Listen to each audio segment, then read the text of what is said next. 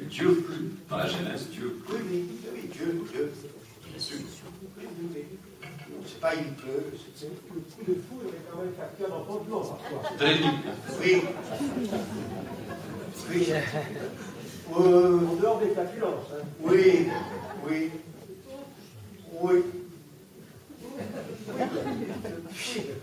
Sûrement.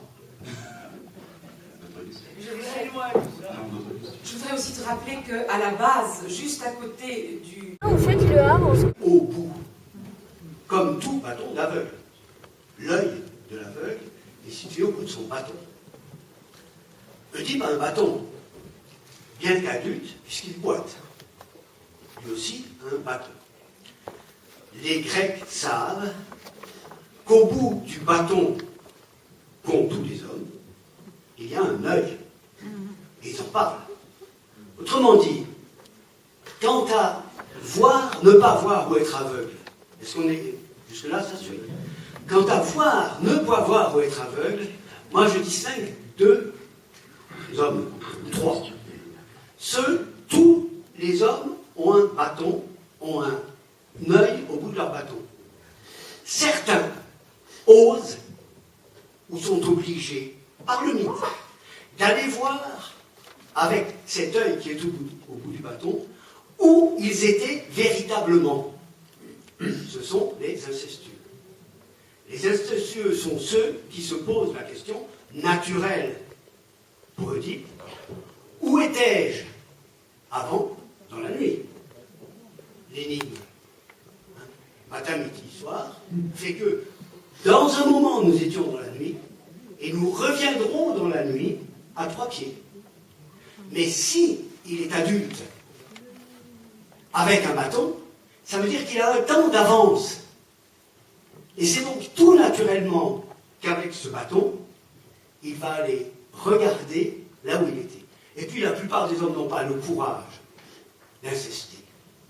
C'est-à-dire, ne regardent l'endroit où ils étaient, et d'ailleurs rencontrent généralement un autre œil de l'autre côté. Oui, il y a un autre œil. Ne regardent l'endroit où ils étaient que, disons, en amour dont les Grecs, et les Grecs insistent là-dessus, qui ne se fait jamais que la nuit. C'est la honte que de le faire en pleine lumière. Tout ça, c'est fait la nuit. Mais lui a eu cette nuit un temps d'avance. Il est temps qu'il reprenne. Alors, avec le bâton d'aveugle, quand il est exilé, parce que c'est ça qui fait que, il est exilé, il arrive à peine. Quel scandale, Sophocles, vu là, comme trahison du mythe. Fernand insistait toujours. Rien ne trahit plus le mythe que la tragédie. Bien sûr, c'est-à-dire que c'est d'un politiquement correct infâme. L'ensemble, Échille, tout ça, c'est incroyable. Quand on dit, allez, va à Athènes, là tu seras purifié, c'est la grande cité, etc. La fin de Diproie, c'est un scandale au point de vue mythique. Scandale, si vous n'avez pas le sens de la trahison par la tragédie, c'est pour faire plaisir. Il y a des moments, la fin de la tragédie, c'est toujours infâme. Donc moi, je pense que quant à la lumière, faire la lumière ou pas la lumière, le détail, tous ces détails-là, c'est important à voir. Réponse, oui.